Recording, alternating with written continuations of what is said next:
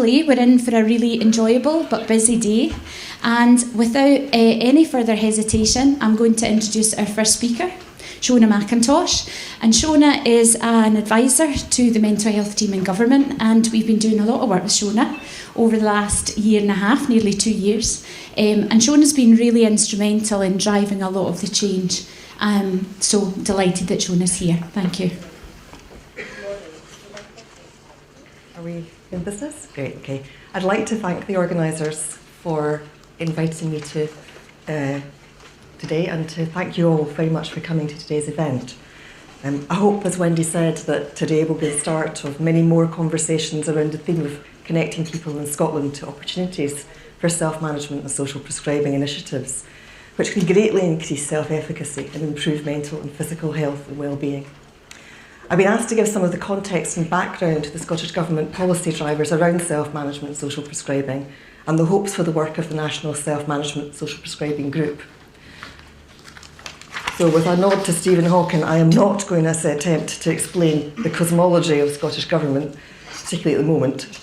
Simply remind ourselves about the recent policy drivers behind the Self-Management Social Prescribing Management Advisory Group, with Dr. Adams going to talk in more detail about later. So we have the Mental Health Strategy 2012-2015. 2015 is just starting, so it's ongoing. The 2020 vision and the mental health strategy are aligned with the 3 quality ambitions from the quality strategy. And the vision for 2020 is that everybody is able to live longer, healthier lives at home or in a homely setting. Key change area 2 of the mental health strategy, rethinking how we respond to common mental health problems, contains a number of commitments to improve speed and equity of access to support and treatment. It also calls on a wider range of responses, including social prescribing, self-help and peer-to-peer working. It aims to increase choice and build capability, resilience and self-efficacy. The Public Bodies Joint Working Bill Scotland was granted royal assent on April the 1st this past year, and it puts in place nationally agreed outcomes which will apply across health and social care, and for which NHS boards and local authorities will hold jointly accountable with integrated budgets. And importantly for us today is the requirement on these partnerships to strengthen the role of clinicians and care professionals along with third and independent sectors in the planning and delivery of services. These partnerships will be jointly accountable to ministers, local authorities, NHS board chairs and the public for delivering the nationally agreed outcomes. I'm glad Wendy said you'll be sent these slides, because I'm not wanting you to read this at all. I want you to look at the green arrow. 2 years ago, I proposed a model to shift the nature and balance of care and support for common mental health problems. And this slide looks complex because it is. The green arrow moves in the direction of travel away from a uniform model of medical diagnosis and intervention to people identifying problems for themselves and seeking support, not just from health and social care, but from within their communities, including virtual communities. The National Self-Management Social Prescribing Working Group have been working towards this. Since the new First Minister's Cabinet reshuffle, there is a shift in the focus and priorities for Scottish Government. Shona Robinson is the Cabinet Secretary for Health, and Jamie Hepburn is the Minister for the new portfolio for Sport, Health Improvement and Mental Health. And importantly, this is the first time a Minister has had mental health in their title. Additionally, internally, Scottish Government have restructured and now have a division of Population Health Improvement. This includes, and this list isn't exhaustive, alcohol, primary care, learning disability and carers. This restructuring should increase the opportunities for cross-cutting thinking and planning across mental and physical health and social care. The title for today's meeting is specific to meeting the challenges of Commitment 15 from the Mental Health Strategy, and the bit in red is the focus for me today and what we're hoping to get out of the meeting. So it's really about connecting people to local opportunities and resources and communities and encouraging engagement with them.